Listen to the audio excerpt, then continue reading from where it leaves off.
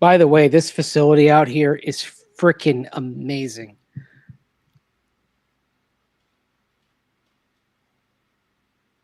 That's dope.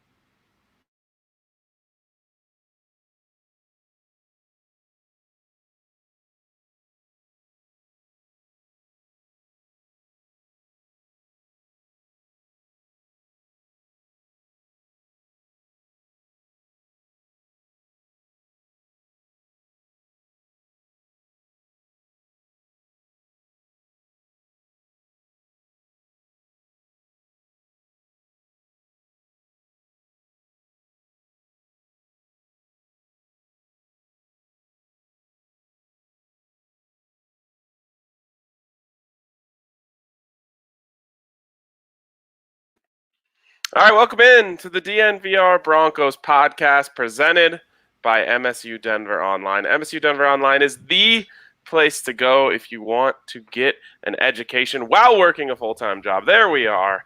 And there is plenty of different courses and paths you can take down at MSU Denver. So check them out.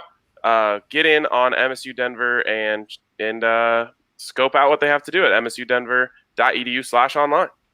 My boys, what's up? The three of us are back together. Mace, what is going on from Minnesota? I missed you guys. This is great to see you guys again. I've been all over the Midwest here the last few days. But what's going on is probably the start of possibly the three most important days of Broncos training camp. Of course, these two joint practices with the Vikings and then the preseason game on Saturday. Other preseason games will follow. But if you're looking for a moment where maybe, hopefully, we start to get some clarity at quarterback, you're hoping it comes this week, although I would say it didn't really come today. I just have to say before we get started, the chat got going nice and early here, and they were cracking me up. Someone asked why we were late. Someone said RK's grabbing too many seltzers on ice. That's what he was doing. I mean, I'm not going to lie to the people. I was trying to rein you in. This is the only thing I have on ice, just water. And well, I mean, you got it conveniently hidden in a can that we can't see through. Who knows? Yeah, that's true. I mean, I could just be packed. Maybe I'm just doing that all the time, just seltzers in my water bottle. That is your water, is carbonated alcoholic water. Exactly. I mean, that's got to hydrate you, right? I wouldn't try that. Okay, all right, fair. But we got plenty to get to here. I just wanted to give a shout out to the comments because they're already popping. So thanks to everyone who's rolling with us. But let's get into it. Mace, you were there, one of I would say a select few in the Denver media who got to take in all of practice today, and the people are chomping at the bit to hear what you had to see. Yeah, it's there were 25 of us in 2M that were in there today. And you know what? I know we're going to get to the quarterbacks here, but I think this that I'm going to bring up is connected to the quarterbacks. Not a good day for the Broncos offensive line. Not a good day in pass protection. The Vikings, an above average D line, and for most of the practice, really seemed to have their way with the Broncos, and especially coming up the middle. And just you saw pressure after pressure after pressure. And it's a little bit concerning. Yes, the Vikings do have a good D-line, but it's a little bit concerning to see the amount of pressure generated on the Broncos quarterbacks. And you can even kind of go through some good plays, like when Teddy Bridgewater in Move the Ball hit Jerry Jeudy for a 51-yard touchdown. It's a play that's well and good, but also you had a rusher coming free up the A-gap, and he stops, and then Teddy throws the ball. So even that you have to take with a grain of salt. There was one play where Calvin Anderson was beaten around the edge, and the rusher holds up again. If it's a game situation, Drew was cocking back to throw, and that had a real good chance of being a strip sack if it had been in a game situation. So a lot of pressure, and I think also that's why in the arc of the day, Teddy did better than Drew, because Teddy is still the more proficient quarterback when pressure is mounted at this point in his development. Well, I hate to hear that, Mace. And, RK and I really started talking about this, I believe, on Sunday's pod after the scrimmage. And we did bring up that this is a bit of a concern, specifically the interior of the offensive line, which was a place you hope the Broncos didn't have to spend or didn't have to worry about after using a third-round pick last year. Now you don't have a rookie at center. You're paying Graham Glasgow a ton of money. And then at left guard, you have Dalton Reisner, a guy that you hoped last year was maybe going to be a Pro Bowler and obviously took a step back. You're hoping to see that jump this year. And that's something that we're not just seeing today and during the scrimmage. We've seen concerns from the interior of the offensive line really all throughout camp. And now that it's happening against, other people than Shelby Harris and Draymond Jones, that's very concerning. And that's not good for Drew's development. And that's going to be tough for whatever quarterback's back there. Yeah, and you're also seeing false starts as well. I know that was a problem last week. Yeah, we're still seeing false starts. Quinn Miners, there's something going on snap-wise with both quarterbacks because you're still seeing center snap issues as well. And certainly Miners, he's the second teamer, so hopefully you're not relying on him to play a lot. But also, you look on the first team, not the same snap issues with Lloyd Cushenberry, but you're seeing some interior pressure. And there were a couple of plays where you saw pressure break down the pocket, and it was at Cushenberry's expense. So it's basically starting from the woes are starting from the inside out right now. Yeah, don't get me started again. I actually didn't even get to false start penalties during my long-winded rant after Friday's practice, and that was in my notebook. I just didn't end up getting to it. And what makes me think next is, okay, when do they pull the plug and move Glasgow to center and then bring in Netani Muti? We know that they really want to bring Muti in. In fact, they're already starting to bring him in. Wouldn't be surprised if we see that tomorrow in the joint practice or even during the game on Saturday. And then doesn't Glasgow make the most sense? Because Quinn Meinerz isn't there yet. He's not ready for it yet. And Glasgow, boy, if you're having problems with pressure and snapping, that's a guy that you would trust certainly more than Meinerz. Well, the other guy who's there is Brett Jones, who they signed early in camp, and he started 19 games in his career, and he was a backup with the Vikings the last 3 years, and George Payton brought him in. So there's the other guy who could be in the mix as well if they want to have the least disruption and just say we're going to go with a guy who's got a little more experience. Maybe they put Brett Jones in there if they don't think they're getting the growth necessary from Cushenberry and Quinn Meinerz. Well, Ryan, you said it's too late, and I disagree with that because is it too late to do it now with 3 preseason games, or probably, realistically make the switch after 1 preseason game? So 2 preseason games, you still have 3 weeks before the regular season, or do you do it week 2 after your centers just really struggled and your guard has struggled as well? So it's not too late in that sense. I think it's too late in the eyes of coaches who took all the time, they watched all the film, they took all the available information and said, this is our best 5. And I just think that they're going to use that to kind of convince themselves, hey, we got to give it a chance. Doing, offensive line takes time. You need chemistry. So in their eyes, it's like, it's kind of like, if you're walking around a lake and you're 60% away around the lake, and you say like, oh man, I'm getting tired, should we turn back? It's like, no, we have to go that way to get back to the beginning of the circle. That's kind of where jump in and swim. Yeah. Well, that's what they probably should do, but I think in the coach's eyes, they're going to say like, we've already made it 60% away around. We got to just finish the lap. That's fair, and that's kind of a coach mind, isn't it? Not do the thing that will derail you. So I totally see that. Mm-hmm. Yeah, and that's maybe the best thing to go about. There's one comment I'm seeing really quick here from Jay Queasy. He says, the Broncos were not prepared. Their training camp is soft and half speed. Vikings going hard. You know what? Energy wasn't the issue today for the Broncos. Good. Last time they had joint practice, it was. Exactly, and I think because of that with the Niners 2 years ago, that was something I was really concerned about coming in. It didn't come to pass at all. The issues were execution based on the offensive side, not energy. And then obviously because of the quarterback competition, you're focused more on that. So you're kind of only taking cursory glances at what's going on the Broncos defense versus Vikings offense field. But there wasn't a lot of room to roam for the Vikings. And I think it was very telling, and it sort of was the first indicator of the work that the Broncos were doing on the defensive side. You didn't hear that crowd cheering very much. Those Vikings fans sitting in the bleachers on the hillside didn't have much to cheer about, because the Broncos on that field defensively, they did bring it. And that is, if you're looking for a positive sign today, it is that against a Vikings offense that is a little bit clunky because of Kirk Cousins missing some time. According to some reporters around here, Cousins has not had a very good camp, even when he has been available. But the Broncos defense brought a lot of pressure. I know there have been some clips out there on social media showing just how much pressure you're seeing from up front from the Broncos. So intensity wasn't an issue today. It was an execution thing. Yeah, well, I've actually been... Oh, go ahead.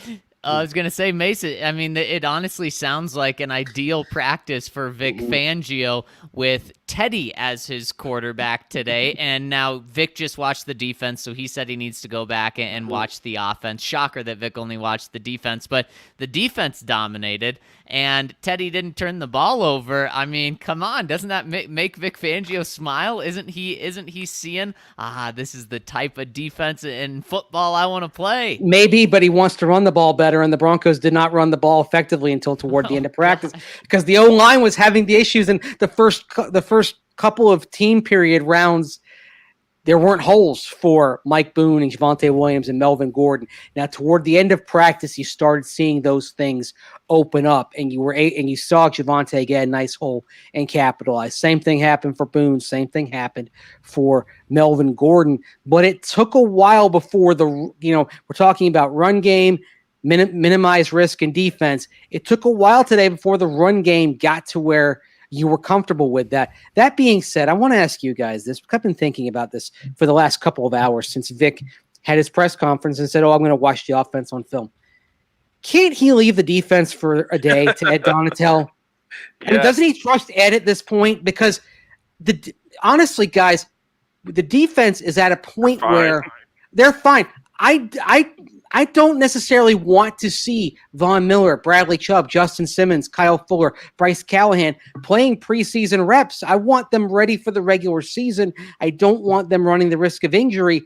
I think the defense is a good enough shape, but I think Vic maybe needs to watch the offense a little bit, because that's right now the piston that isn't quite firing. Yeah, it's like he's sitting there watering a perfectly beautiful plant while there's another one drying up and wilting right next to it.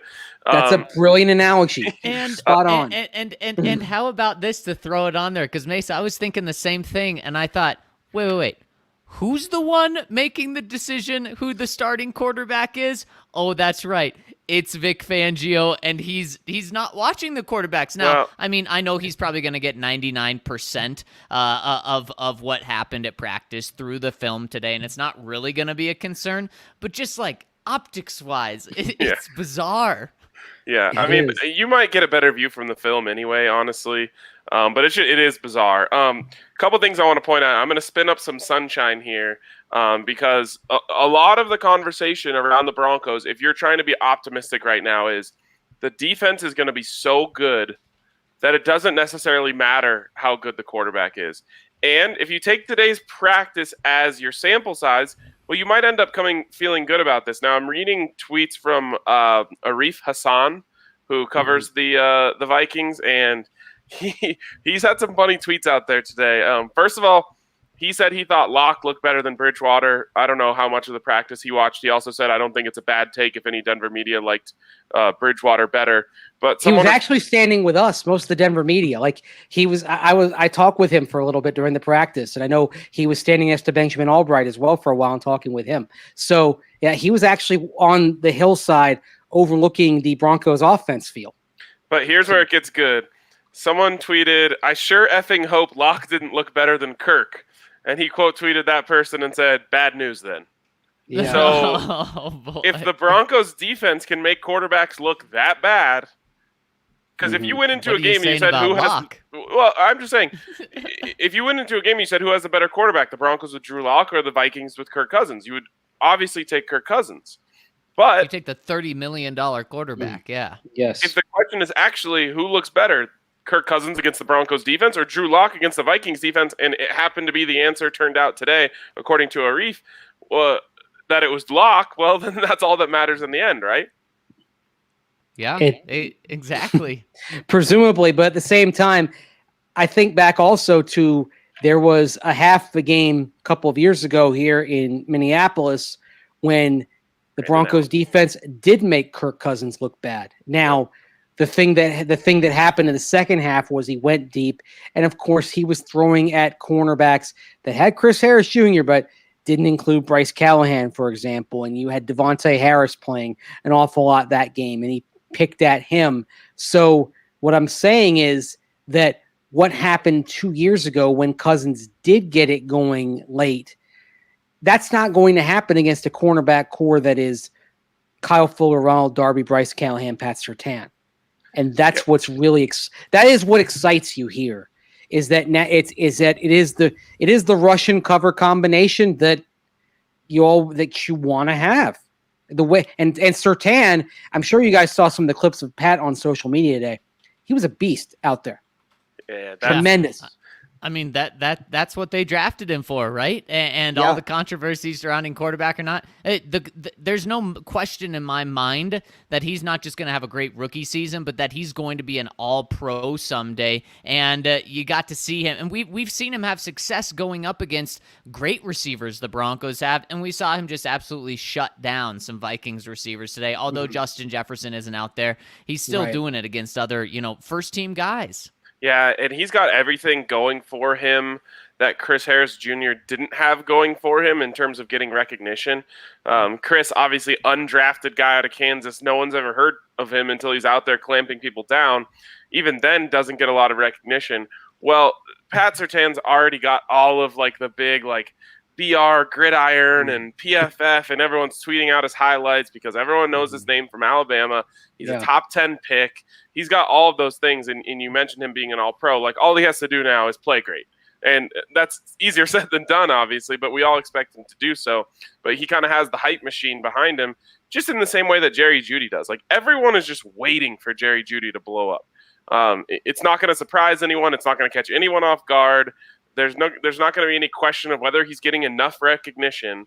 And that's exciting for those guys because you need to have that on your side to get that national recognition. Maybe that's why you go to Alabama, because you get the recognition right from the jump because everyone's seeing you play for the last couple of years. Yeah, they see you play in multiple playoff games every year. Right, exactly. And you're also going to get the cash when you're in college there now. Oh, no doubt. Nick Saban is... You were already getting it. I knew you were going to say that. You're getting it above the table now, and Nick Saban is more than happy to go into a room of Texas high school coaches and say, my quarterback who hasn't started a game is pushing toward $1 million in NIL money. That was a really cool flex on Nick Saban's part to that audience, and it's going to get bigger and bigger, the fame, if you're an Alabama Crimson Tide. Should I say, Zach, they're your Alabama Crimson Tide, even though you didn't go there. They're your Crimson Tide. His team was Tide. Crimson.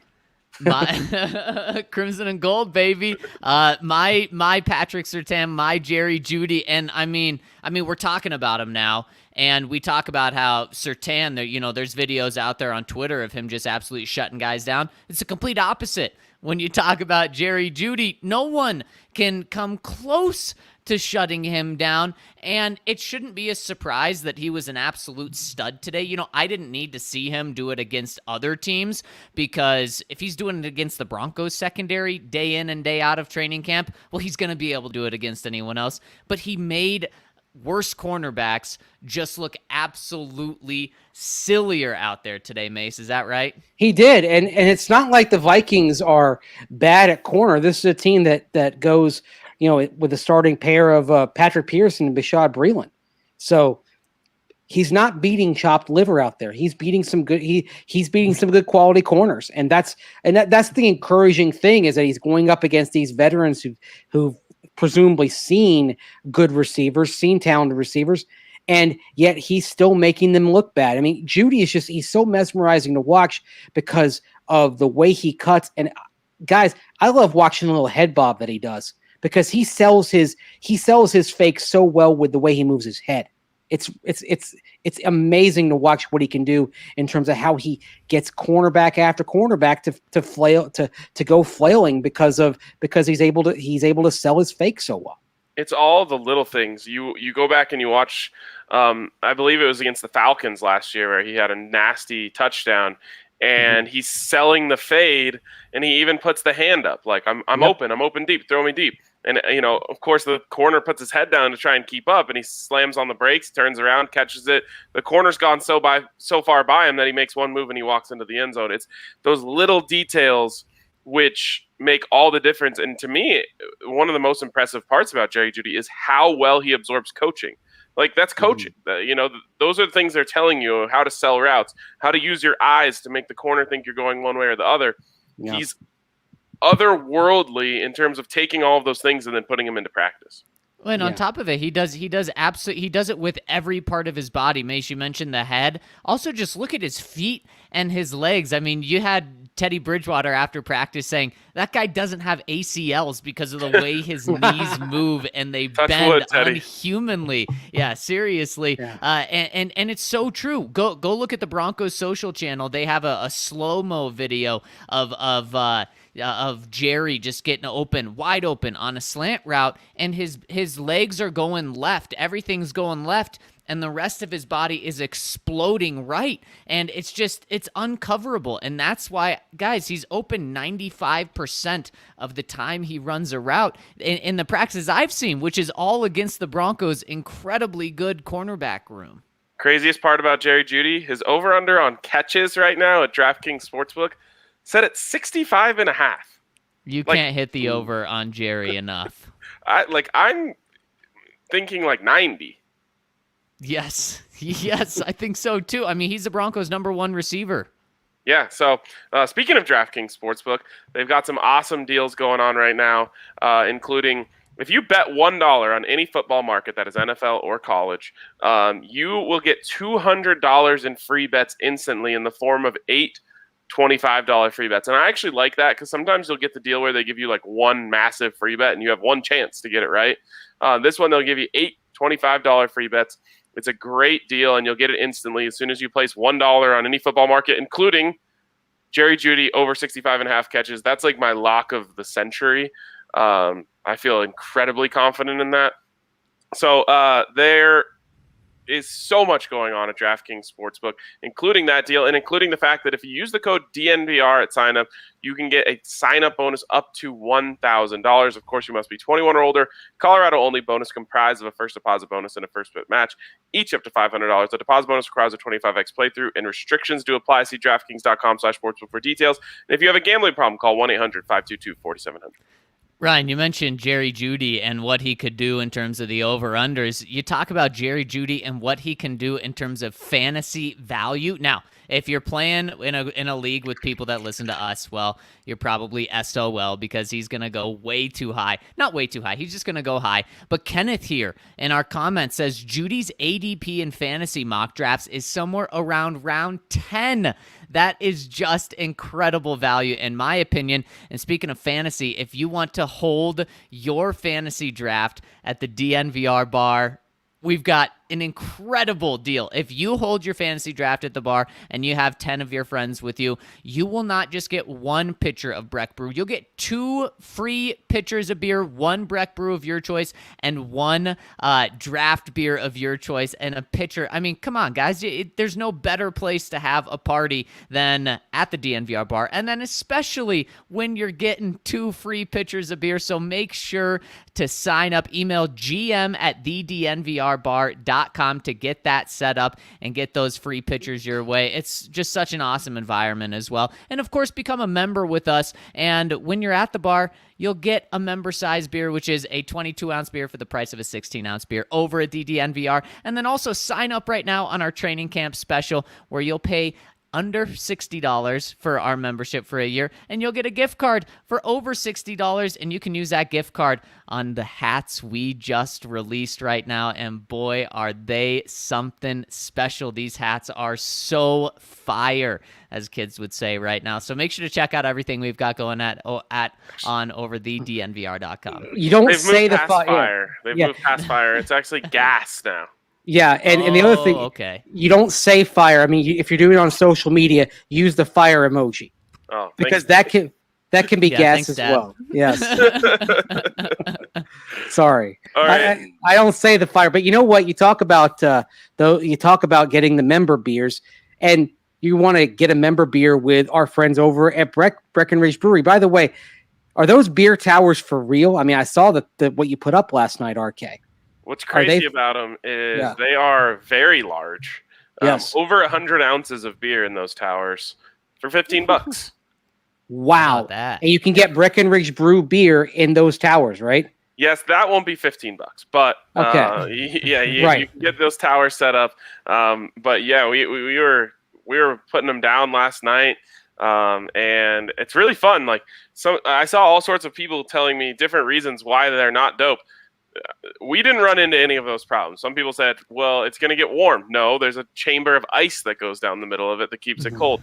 Someone else said it's going to get flat in an hour. I was like, you're going to take an hour to finish this? It took us about 20 minutes. So I wouldn't know what happens to it after an hour, but it's actually, they're fun. You don't have to keep going back and forth to the bar.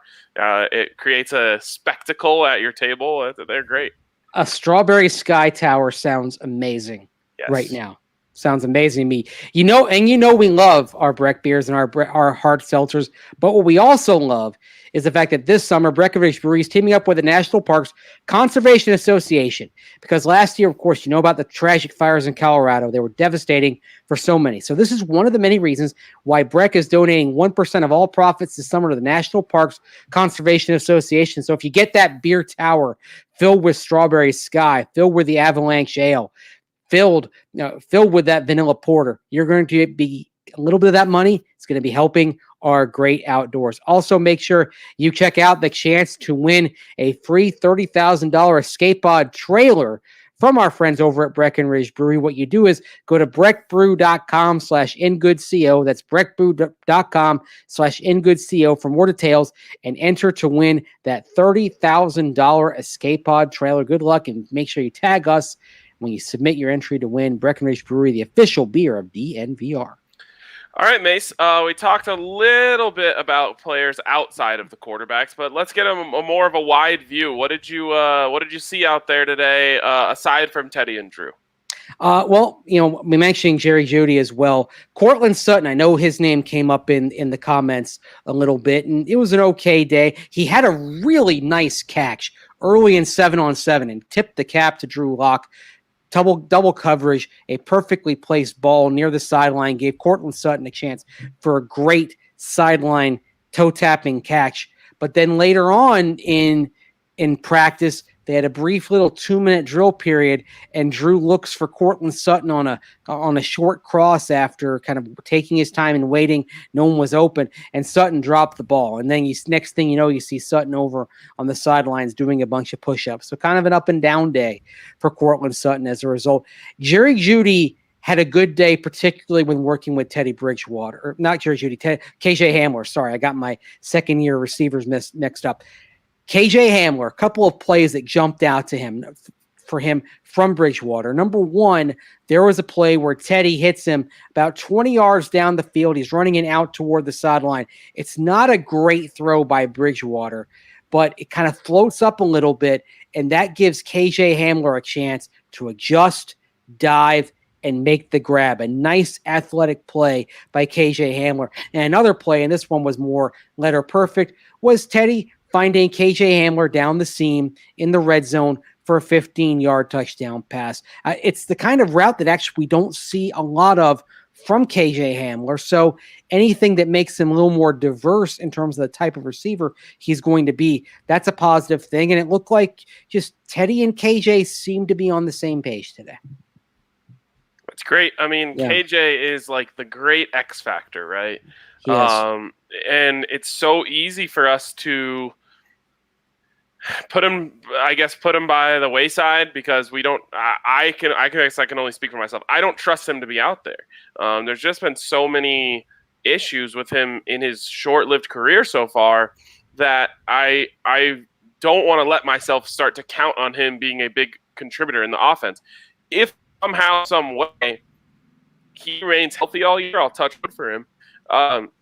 That is going to be an absolute game changer for this Broncos offense. He's fast. He runs great routes. He can be a gimmicky player in terms of screens, end arounds, line him up in the backfield. I wish they would be that creative, but if they actually have him out there, he can be an absolute game changer for this offense.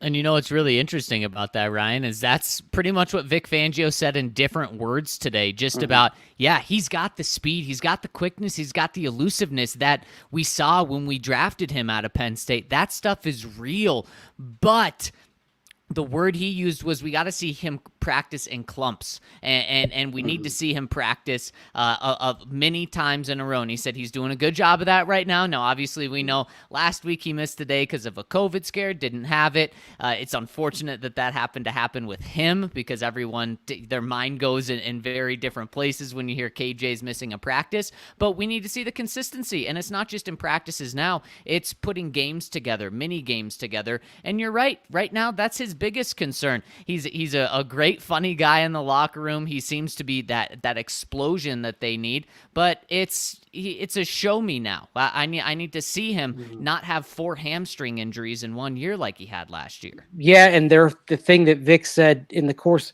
earlier in camp was we've got to do a good job of keeping him healthy. And so he's been on a different protocol, maybe a more conservative protocol than you would see for other players, but anytime that he does get those clumps, like you said, Zach, it's a positive sign. But how do you turn those clumps into bigger clumps? Into what's longer than a clump? A cluster?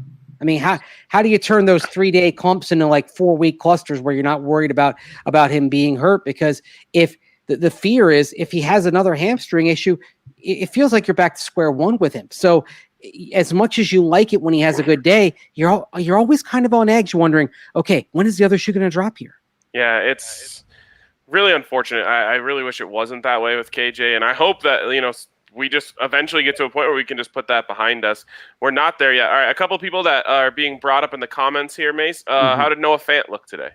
Noah Fant had a good solid day. He had a touchdown in red zone that got wiped off because of a holding penalty back in the backfield. It was a play where kind of a little bit of a jailbreak for the offensive line dealing with pressure.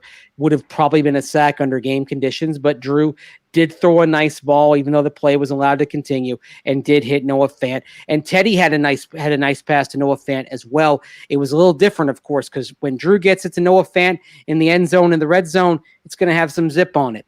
When Teddy hit Noah Fant, it was basically Noah doing a nice job finding a gap in the zone about 15 yards downfield toward the right sideline, and Teddy kind of dropping it in there. So Noah Fant, not a spectacular day as Jerry Jeudy, but a good day. How about Justin Strnad? I know we've got a story about him on the website. Yeah, Strnad.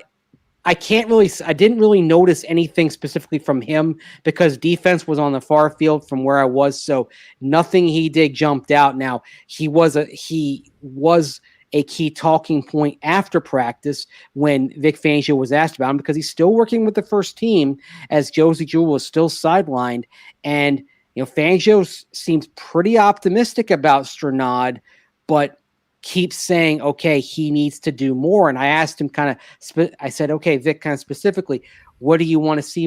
Where do you want to see Justin Strnad kind of take the next step and continue to improve? And he basically said kind of all over. Now, that being said, we're here a week into padded practices, and they're still putting Justin Strnad out there with the ones.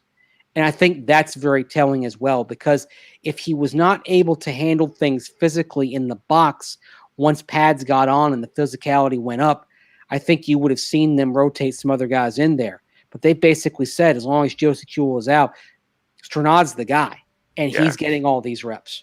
And he's like low-key Vic's guy. Yes. Yeah, and what's really spotlighted that and shown that is when they go to dime and only one linebacker's on the field, sometimes it is Alexander Johnson, but a lot of the time it is Justin Strnad. And I think Vic's ideal defense is Justin Strnad as the sole linebacker on the field with Patrick Surtain there. And you kind of have, depending on where guys are lining up, Patrick Surtain almost looks like he's playing a linebacker spot at times, and he doesn't look that out of place. I mean, you have Justin Strnad, 6'3", 235. You have Patrick Surtain, 6'2", 205. So yeah, I mean, he certainly doesn't have the weight there, but I mean, he doesn't look that out of place there. And then of course, if they motion someone out or something, well, Surtain, he can easily go out there. Remember last week with Surtain, they actually brought him on a corner blitz, and that was kind of a struggle moment for Drew because he failed to identify Surtain as the corner blitzer, and that led to an incompletion. So they've shown a willingness to do that. And if that's going to work, if that package is going to work, you have to have the element of being able to send Strnad or Surtain on an occasional blitz just to keep the opposing blocking scheme honest. And if that works out and they can be productive there, then it enhances all sorts of possibilities for that sub package. That's the number one thing I'm going to be looking for on Saturday. Is what is and maybe they just go base because it's the preseason, but I just want to see what is the personnel packages they're throwing out there on defense that they really want to work on. I wouldn't be surprised if Vic Fangio just runs like a base 3-4 and just says we're not showing anyone anything. Expect vanilla. But I just want to see, like, do they try out Justin Strnad and Patrick Surtain being, pseudo linebackers out there, because even Justin is pretty small for that role, like he could be a big safety, potentially.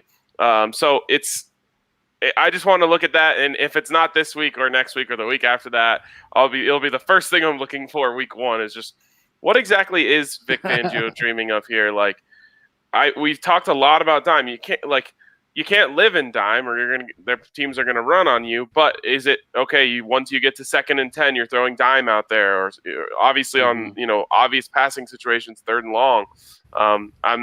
I'm very interested because I think that there's been a lot of hand wringing about the pick of Pat Surtain, and I'm in that camp as well until proven otherwise.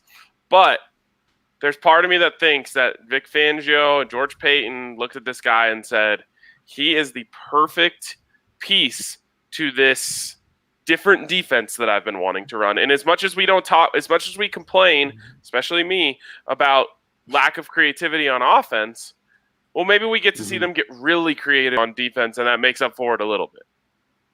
And I think they're going to. I think when George Payton went out, and after he had signed Ronald Darby, after he had signed Kyle Fuller, he went out and got Pat Surtain. I think that was saying we have to be creative here. We have to get these guys on the field. And that was kind of a big question mark we had coming into training camp was, are they going to? And to a big relief, guys, we haven't had to talk about that. Because if that was something we were talking about, that would be a massive mistake. But they're smart guys, and they are making that happen pretty much all the time, which is very encouraging. I love seeing it because what you're saying is this is our commitment to get the best players on the field. Pat Surtain is one of the best defensive players on this team. And for him to be playing only 35% of the snaps because that's what the package is dictated if you weren't creative, that'd be malpractice. Imagine what these guys coaching-wise could have done with Isaiah Simmons, because remember down in Arizona, they were struggling to find ways to get him on the field. I think they would have found a way, Vic Fangio and Ed Dontel would have found a way to get Isaiah Simmons on the field for 90% of the snaps if they had somebody like him. They're just more creative in that regard. Yeah, and that's exciting. So, Mace, yeah. I have to know more in depth about this final 2-minute drill. What happened, how it went down, because we know that those are really important during joint practices, probably even more important. And we know how it ended, but what led up to those? Where were they starting? Can you set the scene for us? They were back at the 25-yard line. Now, the angle I had, I did not see the clock because I was watching from behind one end zone because they're like, okay, it's coming to the end of the last period. Everyone needs to get moving so we can be in position for post-practice press conferences and all that. But they're back at the 25 and start off with Teddy having a couple of short completions, kind of getting him upfield, and then he delivers a strike. Now again, I can't emphasize this enough.